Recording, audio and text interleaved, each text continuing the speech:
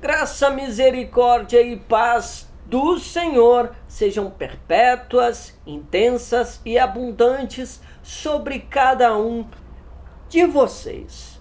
Piedade, generosidade e liberalidade.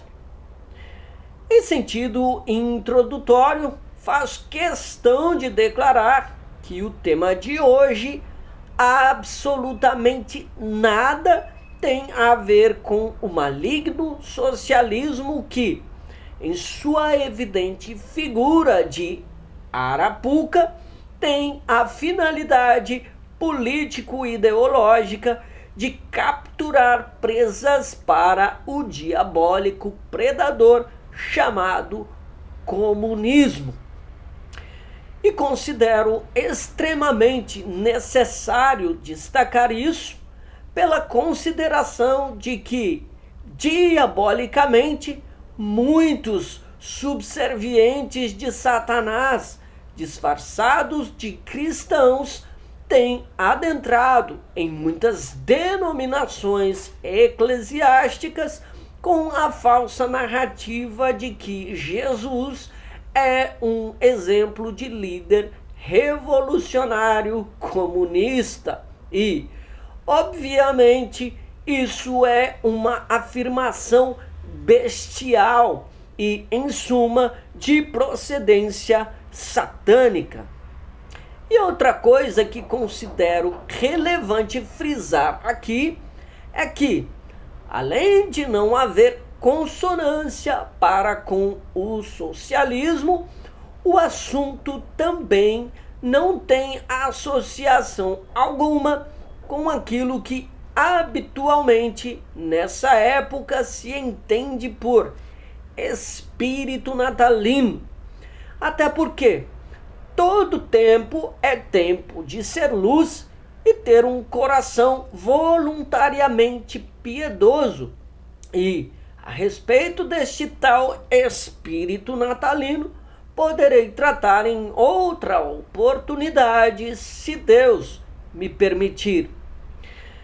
Tendo esclarecido isso, posso agora, com tranquilidade, dar sequência no assunto estipulado por Deus, a fim de que, pelo poder do Espírito Santo e em nome de Jesus, eu lhes transmita neste espaço de tempo, bem como neste espaço midiático, muito conhecido como YouTube. Como primeiro destaque bíblico de hoje, temos no livro dos Provérbios, mais precisamente no capítulo de número 11, em seus versículos de números 24 e 25, o seguinte enunciado: a quem dê generosamente e vê aumentar suas riquezas.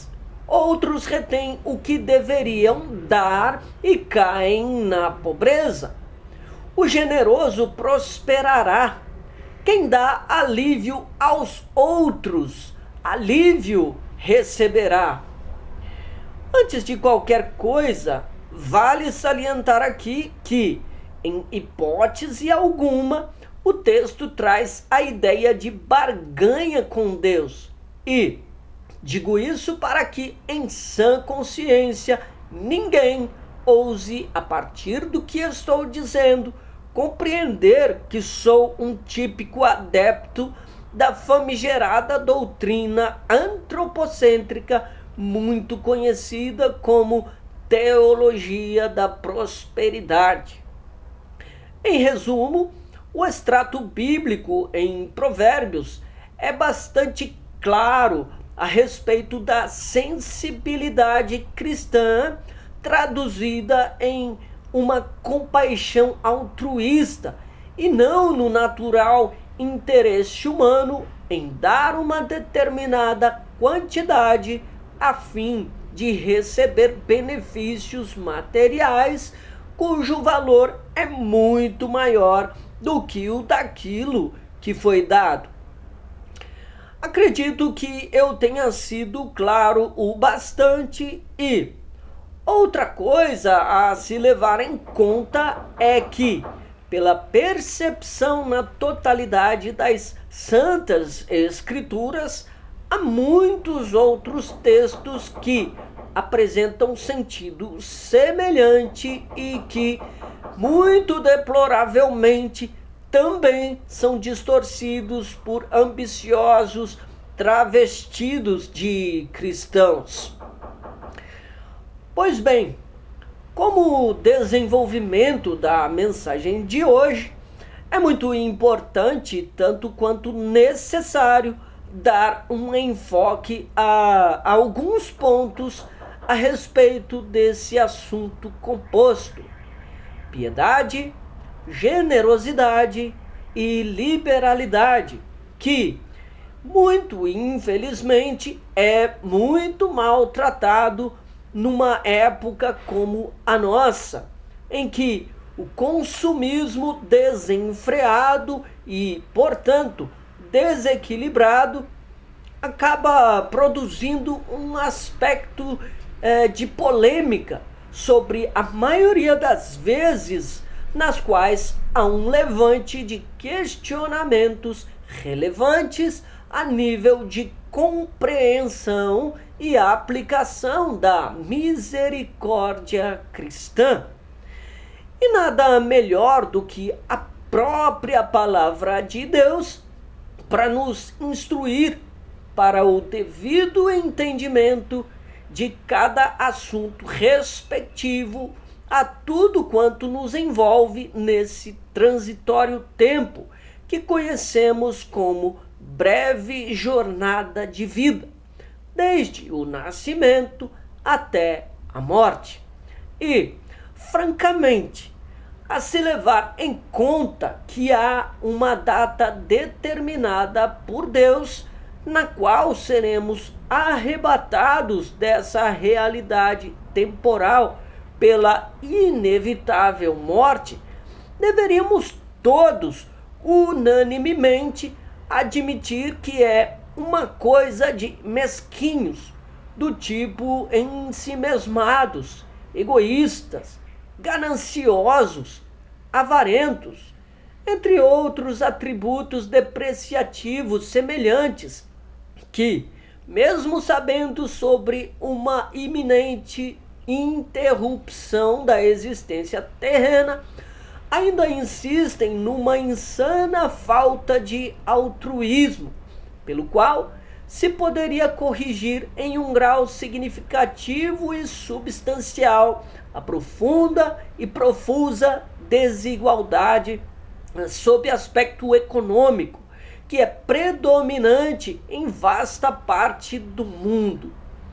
Fato é que há uma grande quantidade de pontos a serem observados sobre esse assunto de hoje, mas estou optando por destacar alguns dos mais importantes, especialmente para o contexto fideístico e, portanto, eclesiástico, a considerar que a igreja, em seu aspecto físico ou local, ou igreja visível, como queiram, também tem suas responsabilidades quanto a essa matéria.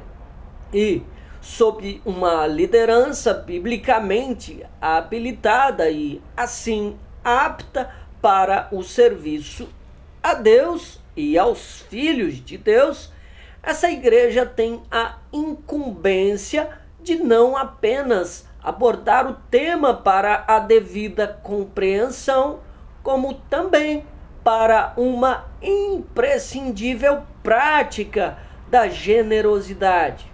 Então, é considerável que esse tema seja elencado e pautado destacando o dom de servir pelo dom da generosidade, viabilizada pelo dom da liberalidade, que é sinônimo de voluntariedade ou espontaneidade, como bem enfatizado na palavra de Deus por meio de alguns textos, como aquele bastante conhecido que se encontra em Atos dos Apóstolos, no capítulo 2 e versículo 45, onde é destacado que os primeiros cristãos da era neotestamentária voluntariamente vendiam suas propriedades e distribuíam de modo a suprir as necessidades daqueles menos favorecidos. Mas é claro que não estou deixando de considerar que há um contexto bem específico para aquele período e circunstâncias que levaram os primeiros cristãos a realizarem tal ato de bondade. Pois, de uma maneira muito simples, é possível compreender que eles não teriam outra alternativa além da renúncia de suas posses, a considerar a eminente e iminente perseguição que os envolvia, a ponto de muitos serem levados à morte por simplesmente não negarem a Cristo.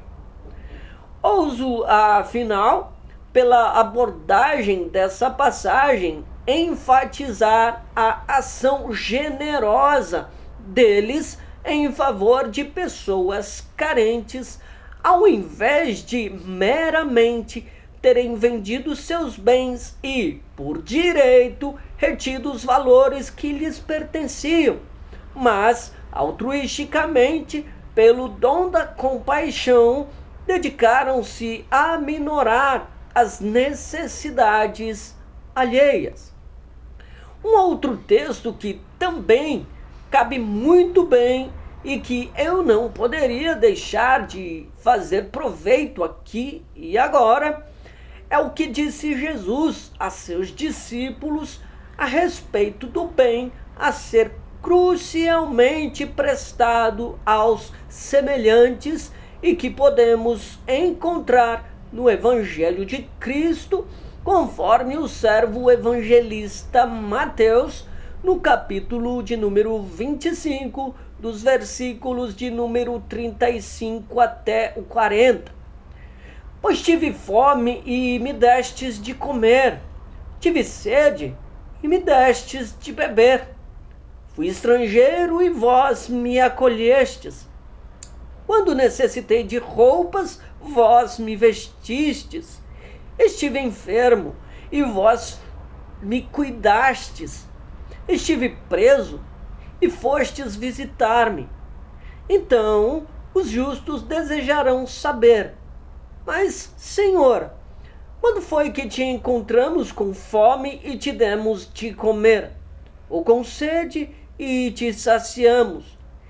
E quando te recebemos como estrangeiro e te hospedamos?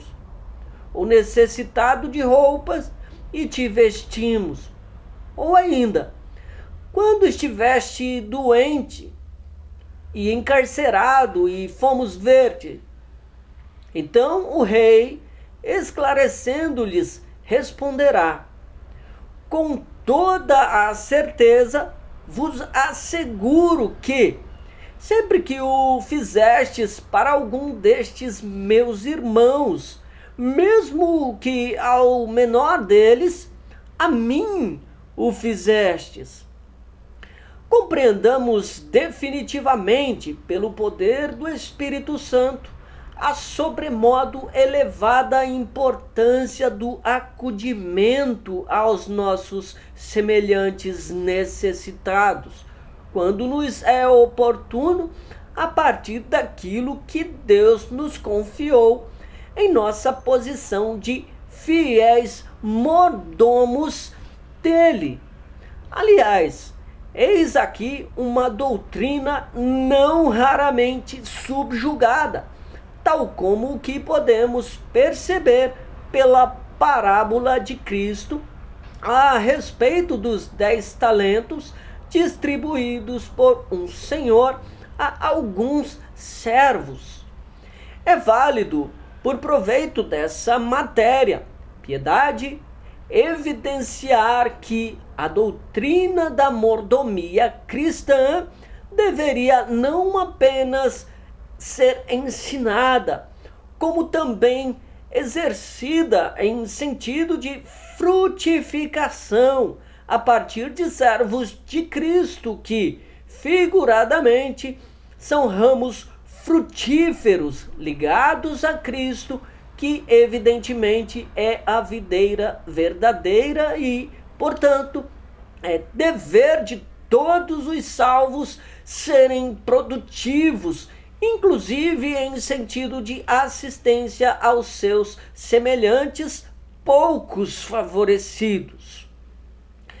Voltando um pouco sobre a diabólica teoria ou teologia da prosperidade, lembro-me que, em alguns recentes anos, ouvi um pastor famoso declarar absurdamente que não importa se o pastor é ladrão, isso é entre ele e Deus.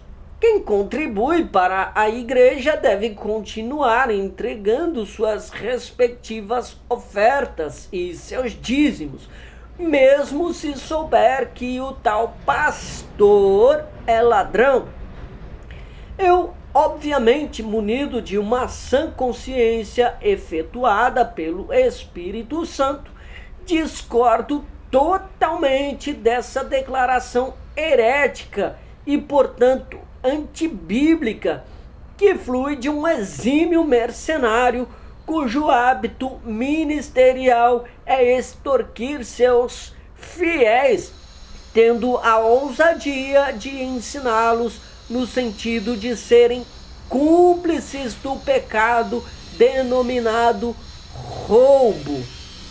Afinal, quem sabe que seu próprio pastor é ladrão, não deve continuar a financiar sua carreira de ladrão, pois isso reflete em pecado por omissão e cumplicidade com uma ação que é de aspecto criminoso, e só não temos uma resolução no sentido de aplacar esse tipo de crime efetuado por estelionatários disfarçados de pastores, simplesmente porque a justiça humana é falível e, portanto, parcial e não raras vezes complacente para com a criminalidade, coisa que influencia exponencialmente para com a deplorável realidade em eminência no Brasil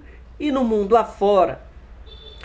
Não em vão, o agraciado prisioneiro de Cristo, chamado Paulo, da parte de Deus, instrui o jovem servo Timóteo com a seguinte exortação, que se encontra na primeira carta a Timóteo, no capítulo de número 6 e dos versículos de número 5 até o 11. Ouçam atentamente. Estes que vivem discutindo, cujas mentes estão pervertidas pelo pecado, não sabem dizer a verdade. Para eles, o evangelho é simplesmente um meio de ganhar dinheiro. Afaste-se deles. Você será verdadeiramente próspero se exercer a piedade com entendimento, com contentamento. Afinal de contas, não trouxemos nenhum dinheiro conosco quando viemos ao mundo, e nada podemos levar quando morrermos.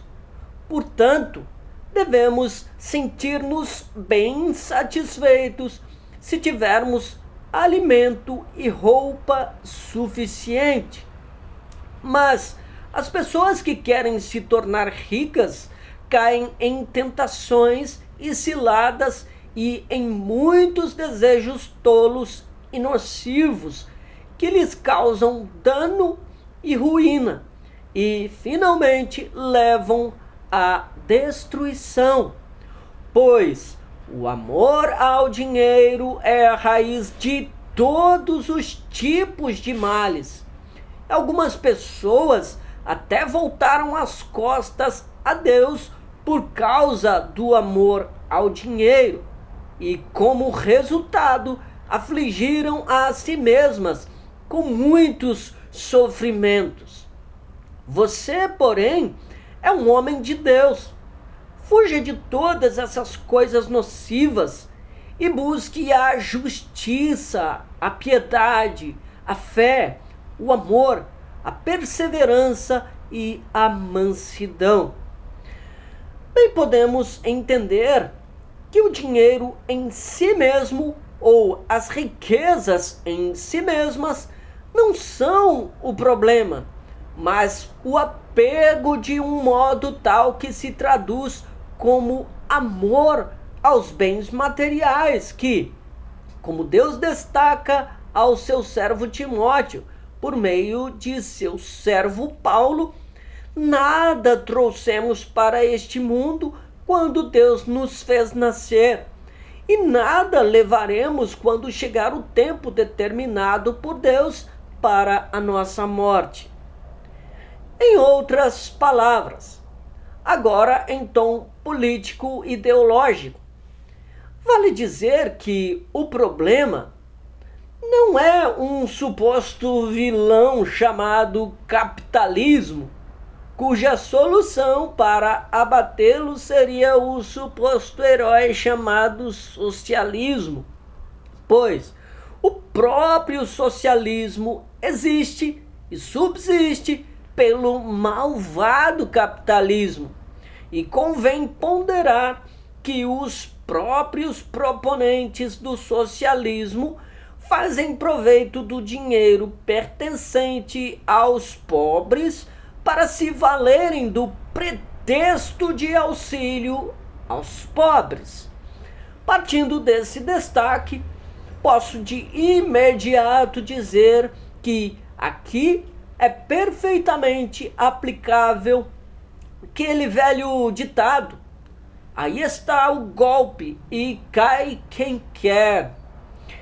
Como bem podemos captar racionalmente por meio deste trecho bíblico na carta de Paulo a Timóteo, tal como por intermédio de tantos outros textos da palavra de Deus, a receita é muito clara e consiste na operosidade de diversos dons, tal como está especificado no título: piedade, generosidade e liberalidade.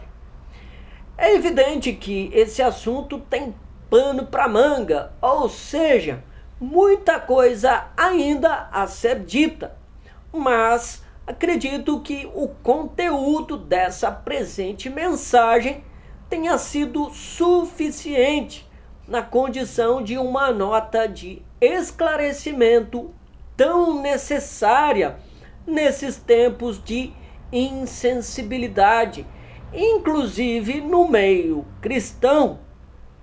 Que Deus nos discipline a fim de que, cada vez mais e melhor, sejamos servos úteis a Ele e aos nossos semelhantes em todos os sentidos, tendo por padrão o nosso bom Mestre e Senhor Jesus, em conformidade com a boa, agradável, perfeita e soberana vontade de Deus Pai. Segue mais uma vez meu fraterno abraço na intensidade da indispensável e preciosa comunhão pelo Espírito Santo, bem como na crucial e perfeita medida do amor de nosso Salvador Jesus Cristo. Amém.